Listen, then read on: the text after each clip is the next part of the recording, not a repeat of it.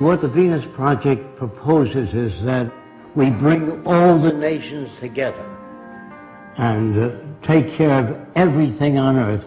We pledge allegiance to the environment and all the world's people.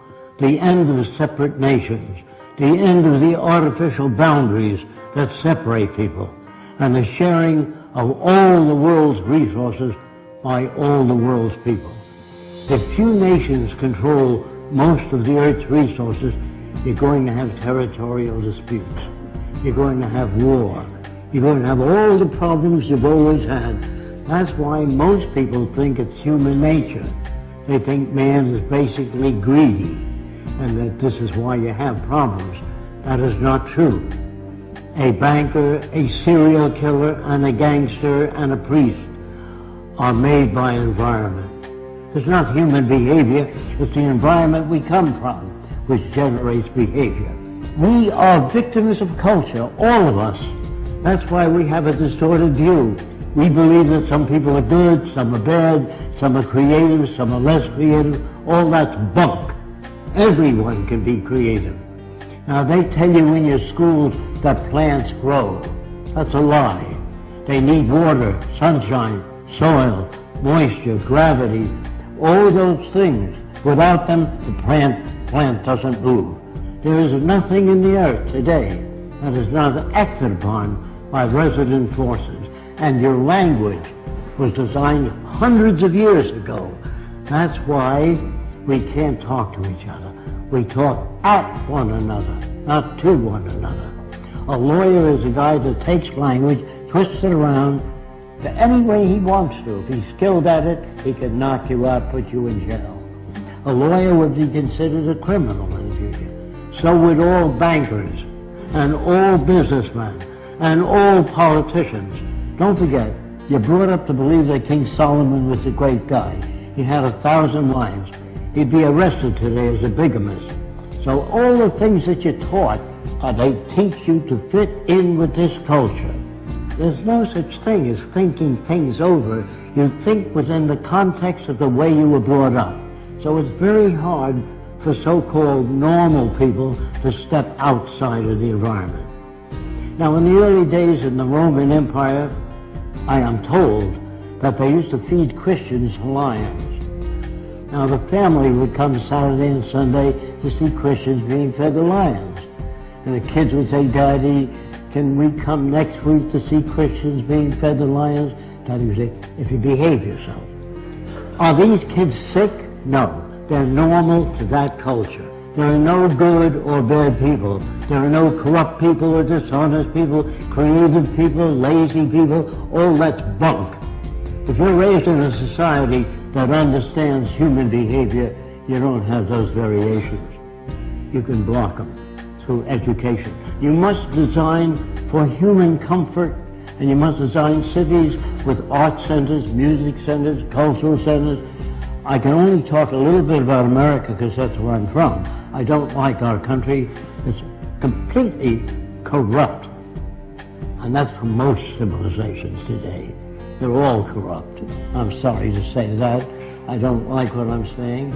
I wish it were otherwise. We are brought up in a system called established. Established means it serves the interest of the lead group, the control group. What we really need is an emergent society. There are no great men, no great women. All people are creative, but they're not brought up to know what that means. So when they tell you that your government likes you, they're working for you, all that's bunk. When I say people hardly know what they're talking about, because they're not brought up to be sane. They're brought up to fit in with the establishment. National loyalty is really a form of stupidity.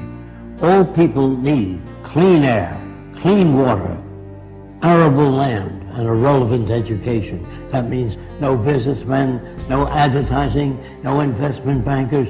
I used to work for Ernst Udet, and I said, "How did you shoot down 70 airplanes?"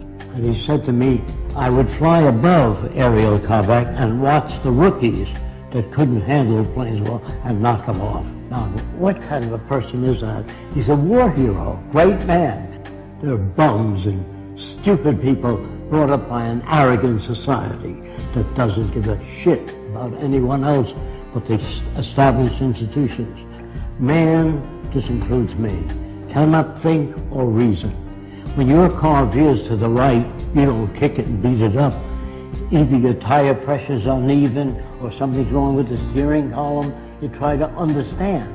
When children beat up other people and hurt other people like a bully, that's part of their conditioning, their associative memory, the system they live under, which doesn't correct that.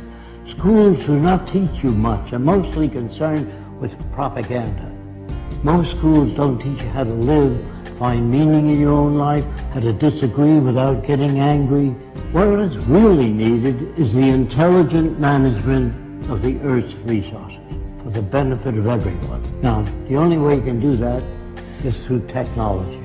Everything that you have, your lights, your air conditioning, your automobile, your airplanes, all technology. Politicians can't give you that. Politicians don't know what to do. They make laws. Say no to drugs. Well, that's not going to stop a person from selling drugs as long as there's money in it. But if you do away with the money system and build access centers where anyone can have access to the necessities of life without filling out 1,000,000 forms or appealing to Fresco, it's all available to everyone. Go to your big department stores or your food stores, you'll see lots of stuff. We are now capable of producing in abundance. People say to me, I know two people from the same environment. One turned out to be a priest, the other a gangster. If environment is everything, how do you get those differences? You get those differences by playing with the youngest child, 4 years old, while the 7-year-old stiff. That's where jealousy comes from. It comes from poor manipulation of the variables. If you grade children in school, you hurt the other kids. I got an A, what did you get? F, failure. You know, all of us, by the way, are prostitutes in this system. If you sing and you sell toothpaste, you're a prostitute. If you get up and you say, I got just the house you're looking for, you're a prostitute for the establishment. So there's no good or bad people now. We're perfect reflections of the culture we live in. Again, I'm sorry about that. How can you pray to a God? How can you talk to God? They think, due to ego problems, that they're specially selected. The Jews are God's chosen people. The Germans are the master race. You know, all these little egocentric people think that they're put here to lead the world into a better direction.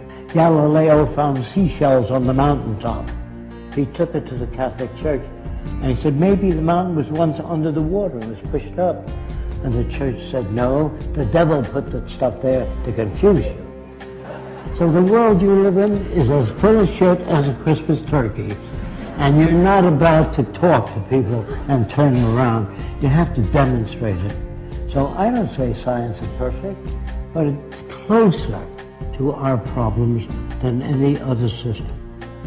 People really don't know what to do, so they put up a sign, thou shalt not steal, don't be dishonest. That doesn't change people. All money systems, as they begin to collapse and change, they move toward fascism. It's part of the history of civilization to move in that direction. The wealthy people try to protect what they have. I went to the South Seas when I was 21. Everybody on the island was nude, except when men climbed trees. They wore kind of a jockstrap to prevent their balls from being caught in the branches. So everybody walked around nude. And the interesting thing about it is I never saw a native stare at a girl's body, only her eyes. When you talk to a woman, you never say, hey, get a load of that chick. That's what you get in civilization. You cover the girl. If people swam nude when they were this high, you couldn't sell pictures of a nude girl. Do you understand that?